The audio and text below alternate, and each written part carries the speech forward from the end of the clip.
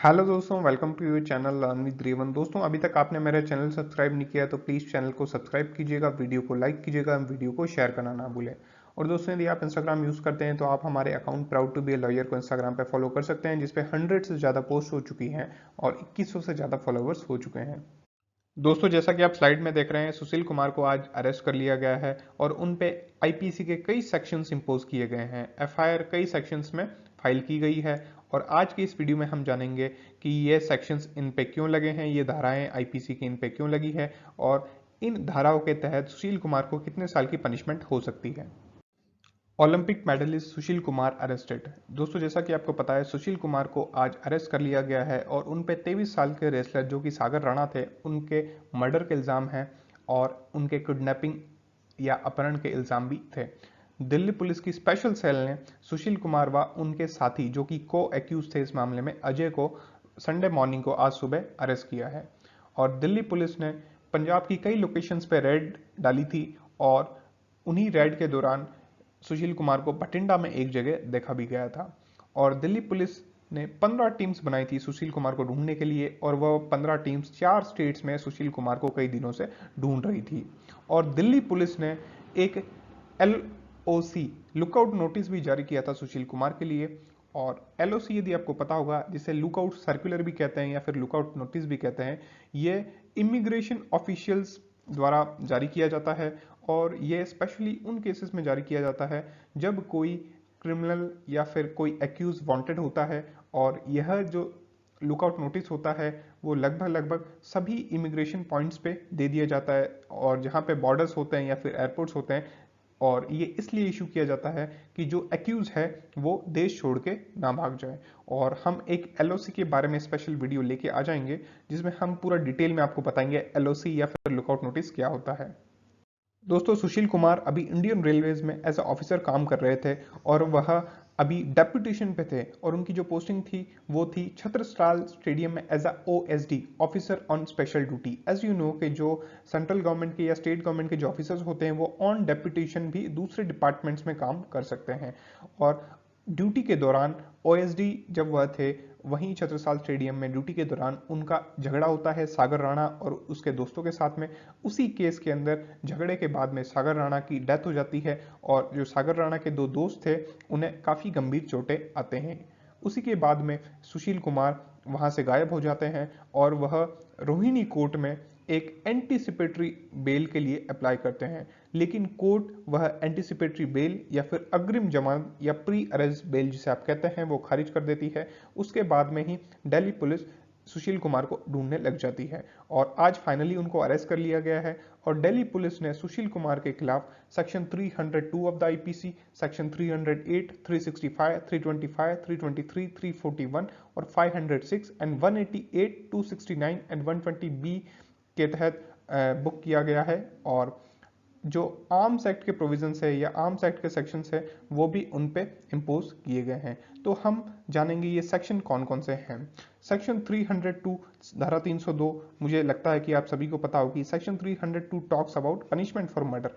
यदि कोई किसी की हत्या कर देता है तो उस केस में उस पर सेक्शन 302 लगता है। सेक्शन 302 धारा 302 आईपीसी के अंदर जो मैक्सिमम पनिशमेंट है वो डेथ पेनल्टी भी हो सकती है या फिर उम्र कैद की सजा होती है। और फिर सेक्शन 308 यानी attempt to commit culpable homicide, यानी कि कोई व्यक्ति आपराधिक मानव वध करने की कोशिश करता है तो उस केस में attempt to commit culpable homicide लगता है। और सेक्शन 308 आईपीसी के अंदर मैक्सिमम 3 साल तक की सजा हो सकती है। फिर सेक्शन 365 लगा। सेक्शन 365 किडनैपिंग के लिए लगता है। धारा 365 किडनैपिंग, अपहरण या एब्डक्शन के लिए लगती है और इसमें 7 साल की सजा हो सकती है और फाइन भी हो सकता है। फिर आता है सेक्शन 325। 325 आप देखते होंगे कि कई बार लड़ाई झगड़े हो जाते हैं, उस केस में सेक्शन 325 लगा दिया जाता है। सेक्शन 325 होता है ग्रीवियस हर्ट की पनिशमेंट के बारे में बात करता है। धारा 325, यदि कोई व्यक्ति ग्रीवियस हर्ट कर देता है, किसी को गंभीर चोटें पहुंचा देता है, तो उस केस में सेक्शन 325 उस पर लगता है। और सेक्शन 325 में जो पनिशमेंट है वो 7 साल तक की हो सकती है, साथ में फाइन भी हो सकता है और दोनों भी हो सकते हैं। फिर सेक्शन 323 भी लगाया है। सेक्शन 323 वॉलंटरी कोजिंग हर्ट के बारे में बात करता है। यदि कोई जानबूझ के किसी को हर्ट या चोट पहुंचाने की कोशिश करता है तो उसमें सेक्शन 323 लगता है। सेक्शन 323 के अंदर जो मैक्सिमम पनिशमेंट है वो 1 साल तक की है।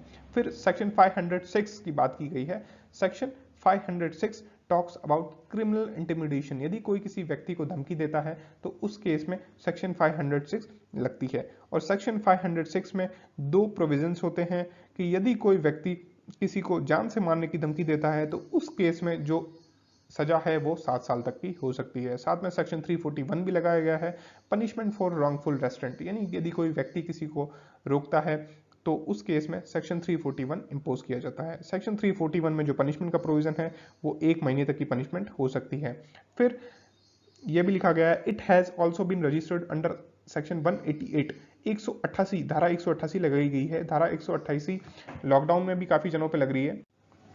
और सेक्शन जो 188 है, धारा 188 है, वह होती है disobedience to order duly promulgated by public servant. यदि कोई व्यक्ति किसी पब्लिक सर्वेंट को जो अपनी ड्यूटी कर रहा है उसको कोई रोकता है या फिर उसको वह डिसऑबिडियंस करता है तो उस केस में सेक्शन 188 इंपोज किया जाता है। सेक्शन 188 में भी 2 या 3 तरह की पनिशमेंट हो सकती है और इसमें 1 महीने की सजा और फाइन भी हो सकता है।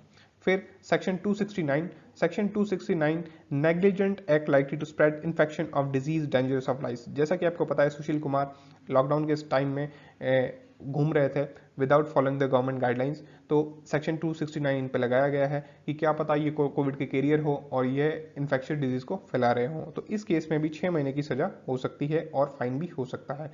साथ में सेक्शन 120B भी लगाया गया है। Section 120B talks about punishment of criminal conspiracy. यदि कोई आपराधिक साजिश करता है तो सेक्शन 120B लगता है। सेक्शन 120B के अंदर भी 6 महीने तक की सजा हो सकती है। And read with section 34 of the IPC.